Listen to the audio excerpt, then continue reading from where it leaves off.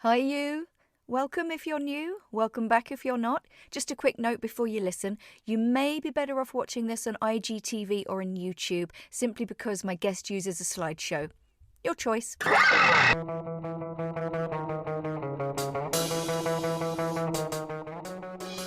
Hi, this is Erin and welcome to Everything EFL, my little podcast about teaching English language and other teachy stuff too. Credit and honourable mentions will be given where possible during the episode or in the show notes. Let's crack on. Okay, so this is quite exciting. I have a lovely guest today who I met last year just before lockdown at the ELT Island Conference, wasn't it, Laia? Laia del Barrio. Please excuse my pronunciation. Welcome. Thank you very much. Yes, that's it. We met last year at the conference. Yes. Did you have a good day? Did you get a good response? Yeah. It was really nice at the conference. If you mean that, it was really nice. People did ask a couple of questions, and Brilliant. It was, I think, brilliant to bring it to an audience and to teachers who felt inspired, probably to do something in their classes too. Yeah, so I should probably tell everyone what we're talking about. Laia did a lovely presentation on bringing mindfulness into the classroom using a variety of activities, and it was just so nice. So I got her details because I thought I'm going to record with this woman at some point, and here we are. So what we're going to do today, guys, is if you're just listening, it might be worth going on to IGTV or to YouTube, because Laia will be using her slideshow and it will make a lot more sense without it, just to warn you. So let's start with just a brief overview of who you are, Laia. Tell us something about yourself. Thank you. Well, I've actually been teaching not for too long, only since 2016. And actually, my background career is in hospitality and hotel management. But then I was like, no, that's not for me. And I just kind of got the idea to just become an English teacher. Why not? Because I really did want to give something back to society, and I thought that would be a great idea to do. Because myself, I lived in Ireland before I came as an English student, so I know how difficult it can be to be in Ireland as a student, and I think it would be a good way to just, to show some sort of empathy to students and help them through it, through their time here, I guess. That's lovely. And I think empathy here is a key word, because it's very easy to sort of get wrapped up in your lesson plan and timing, and you kind of forget, there's a student at the other end of it. Maybe they've got learning barriers themselves. Maybe they've never been to an English class before. They've never been abroad before. They're bringing all these kind of learning blocks, shall we call them, with them. And you sound like you're approaching it from the right way. So that's really nice to hear. So what is your definition of mindfulness, just for you? Yeah, well, for me, mindfulness is just being present, I guess, being here and being now, and just realizing all the great things that we have, and that everything that happens, I guess, in our lives is for a certain learning, and just reflect on it as well. I guess that's a good way to be present, and not to maybe go down into a deep end going, why is it happening to me? So I guess that mindfulness would be that, just being present, realizing why we're here and what my purpose in life is as well, which can always be difficult, but I mixed a little bit here, but that's what I would think of this. That's lovely. And again, more keywords: learn, reflect, for like the individual and for the student as well in the classroom context. Brilliant. Yeah. Okay. Exactly. So you've probably half answered this question already, but why is it important to you to include this kind of mindfulness in your classroom practice? Actually, Erin,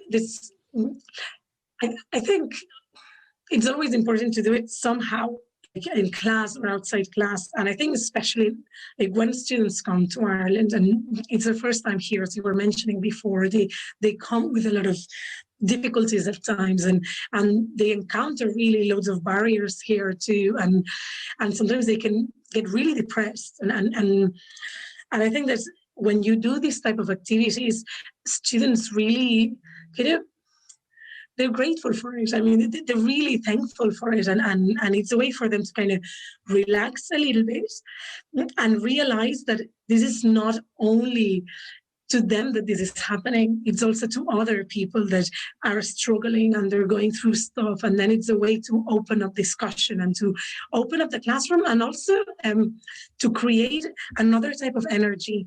Because classrooms can be sometimes, come on, go do this, go do that, come on. But when you open up to this kind of activities, students really do open up, and you can feel that there's a need for it.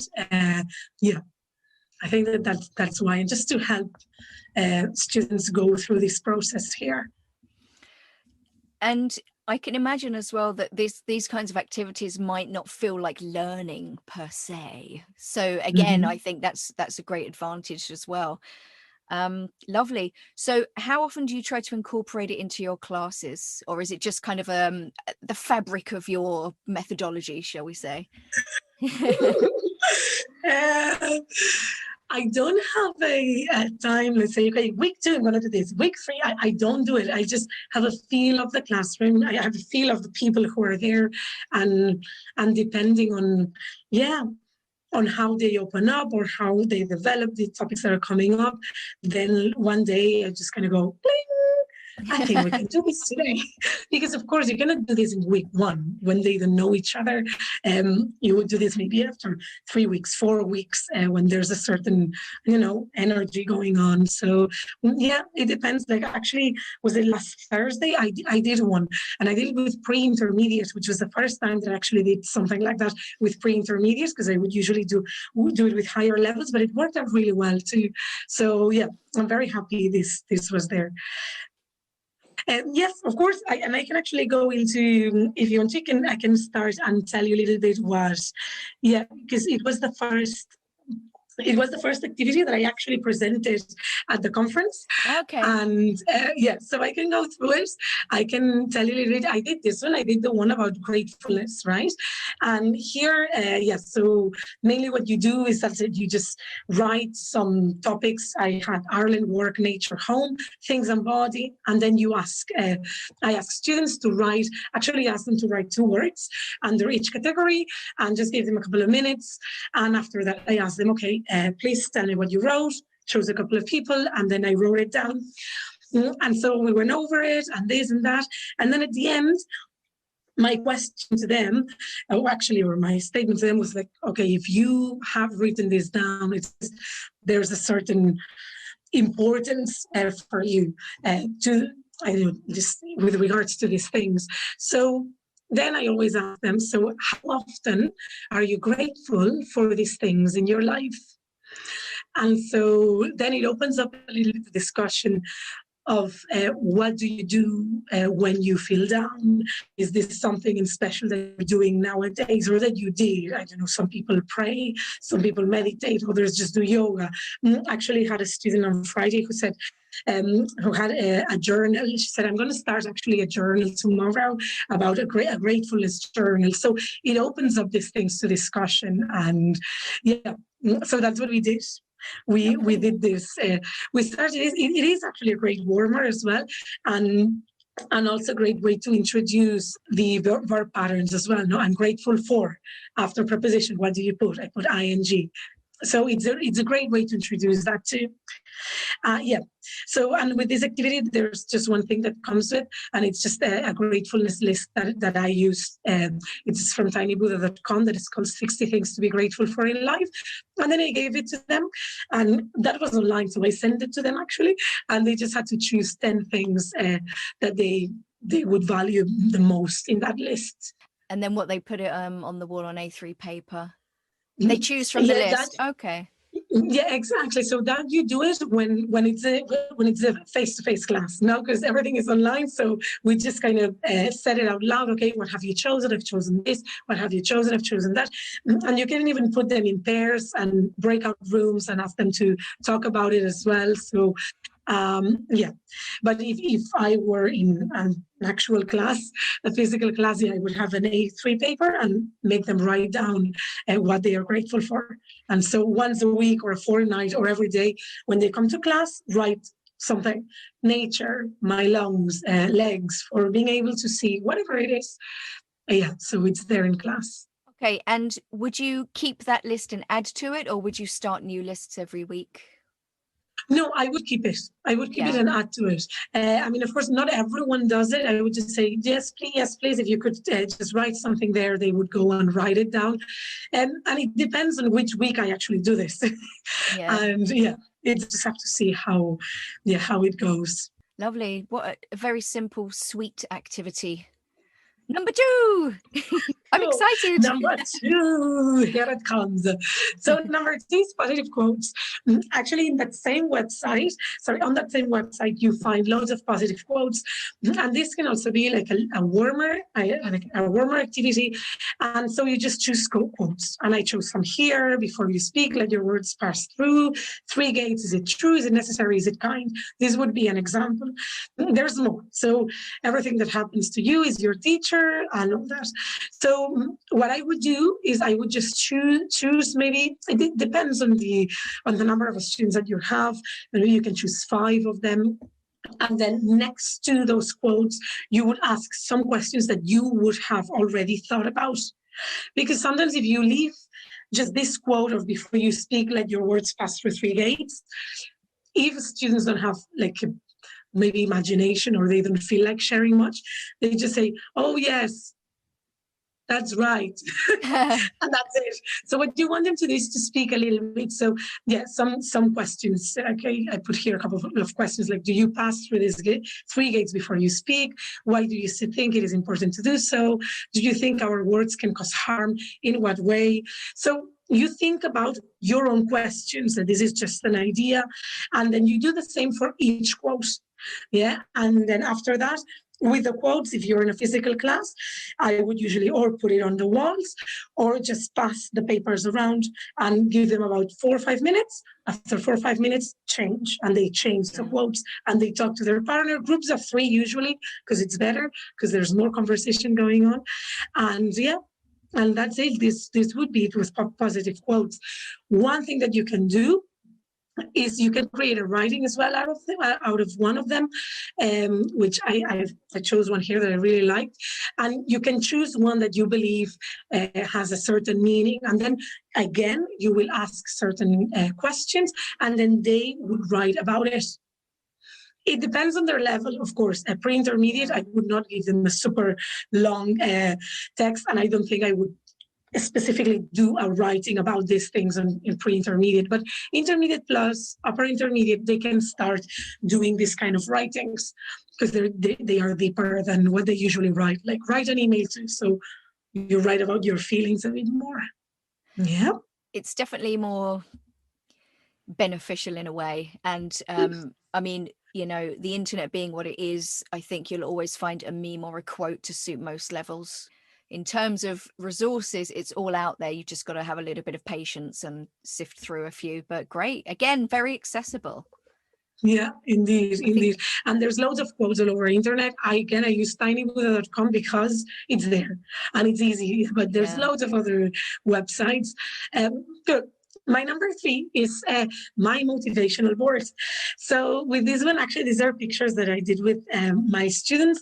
And yeah, the only thing that you do and that you need is just whatever papers, pens, colored paper, and so on, scissors.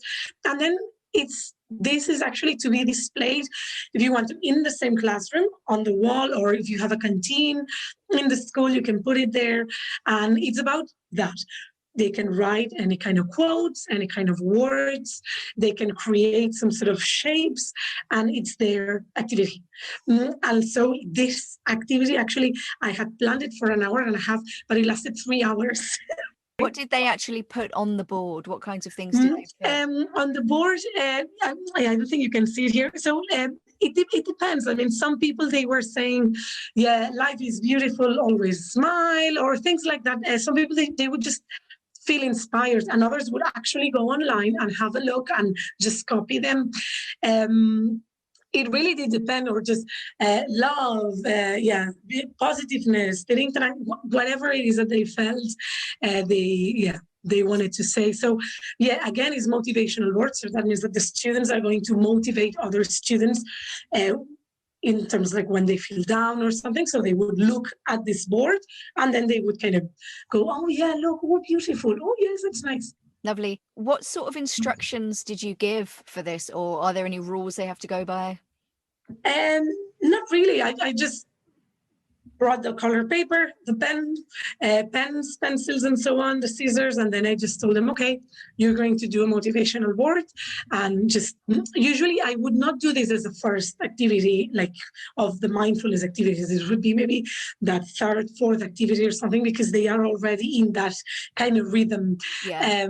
And then I just would ask them this, just how would you motivate your colleagues? How would you motivate your friends? So this is a motivational board. Feel free to, just to do that. Feel free to look online. Feel free to write whatever you want to, any things that work for you, whatever it is.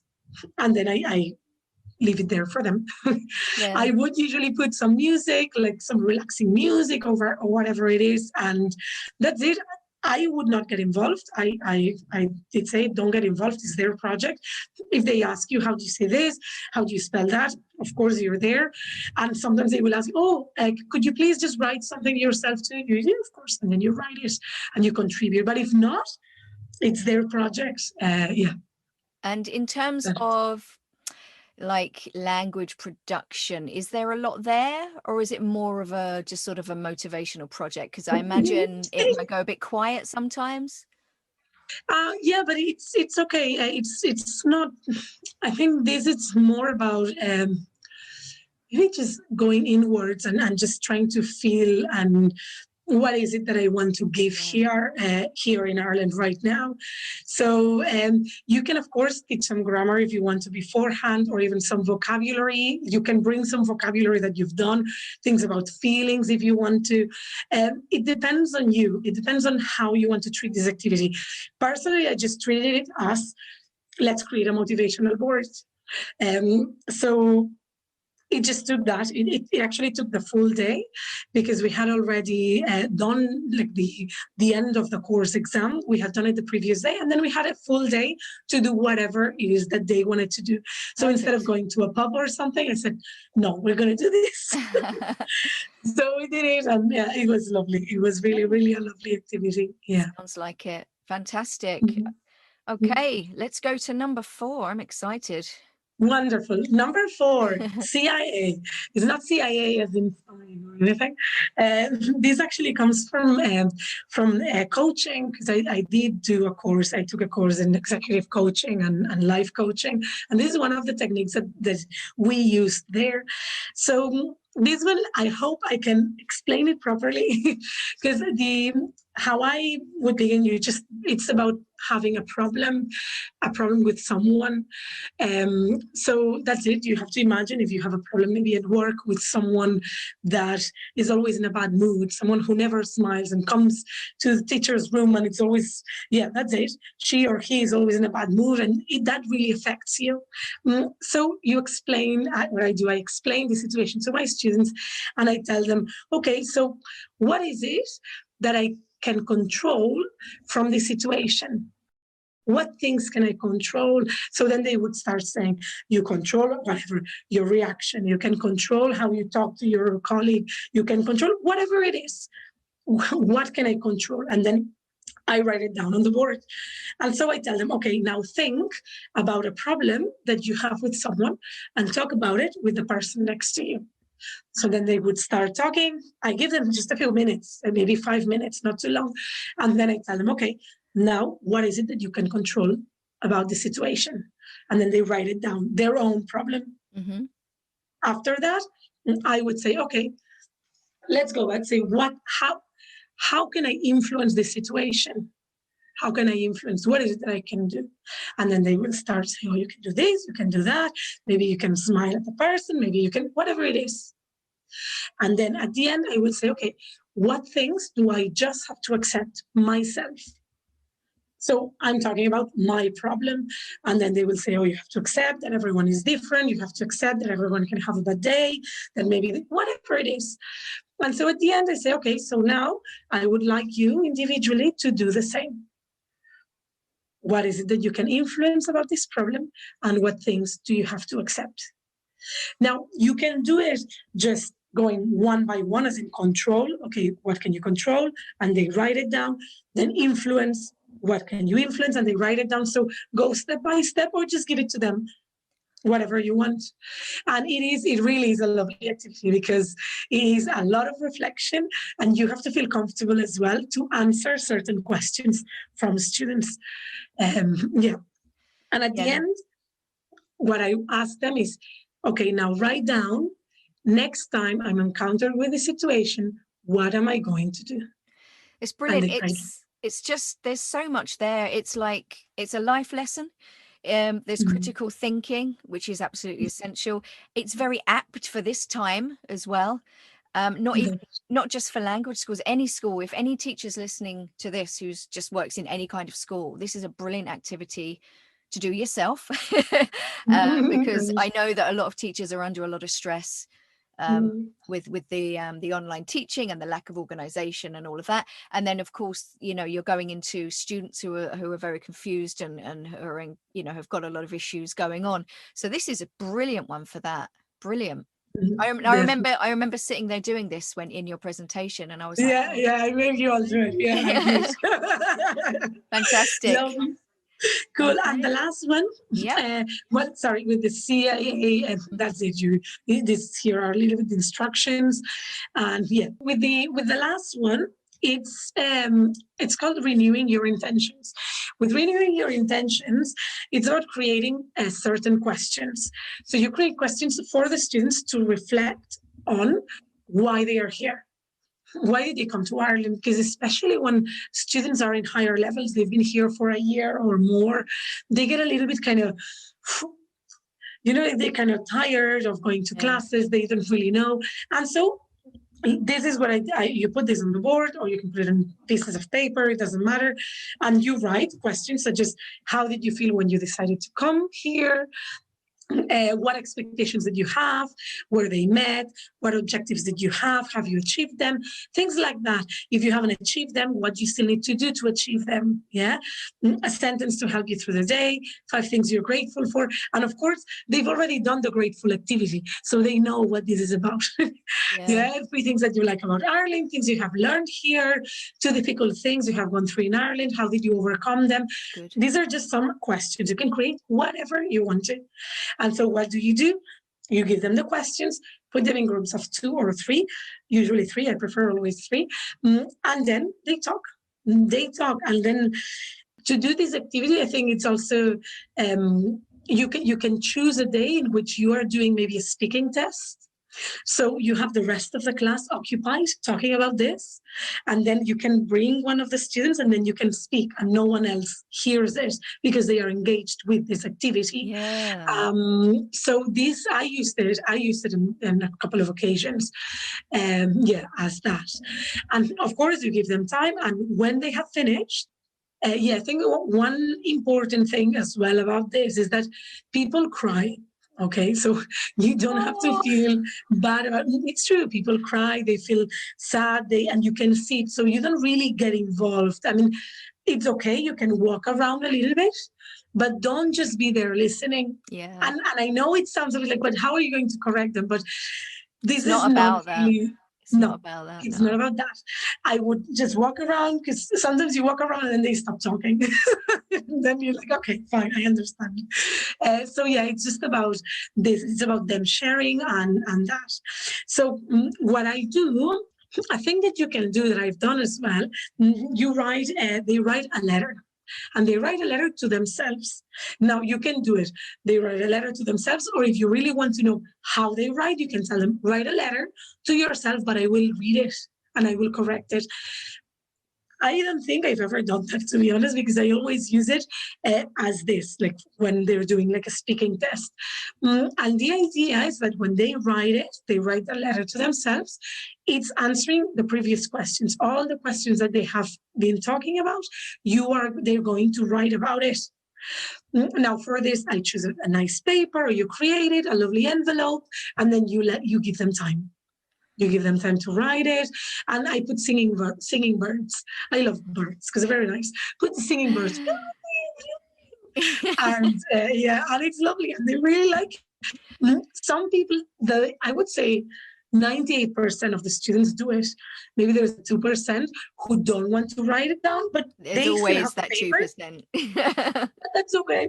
But sometimes they just start drawing something and they just listen to the birds or whatever song you're putting there. Because of course they're not going, I don't let them use the phone in class. So they cannot look into their phone. They cannot speak to anyone else. So they're doing their own reflection. Yeah. And that's okay too. You cannot oblige them. So little meditation. Yeah. Yeah, that's nice. Whatever. Yeah. Go to your happy place. Yeah, that's great. Now, if you're not watching this, if you're just listening, there were 9 questions that Laia had up there. So, I mean, if you've got even intermediate classes, that can take a lot of time. So, like you say, it's perfect for that. If you're doing the speaking test, and then also they're warmed up for the speaking test as well. They've been talking, so it's not as nerve-wracking for them. And also with just letting them make their mistakes, or not sort of hovering over them. Again, I think with things like that, with error correction, and you have to pick your moments, don't you? And this is an activity that has nothing to do with trying to get them to speak correctly. This is just about pure self-expression. Lovely. Very nice. Lovely. Yeah, that's great. I'm sure you've got a million other activities, but we're going to have to wrap it up for the moment. I would like to ask you though, how important is mindfulness to you personally, and how do you practice it? It is very important, and it is easier to practice it when you're like in high spirits than when you're alone, that's for sure. And I try to do a little something every day, and to reflect on every day, just to do a little meditation, or do, I practice Ho'oponopono, which is a technique from Hawaii. And I do this as well every day. And it is very important, and always try to be conscious that everything that happens is not to you. It's not because of you. It's just life happens and you're just there.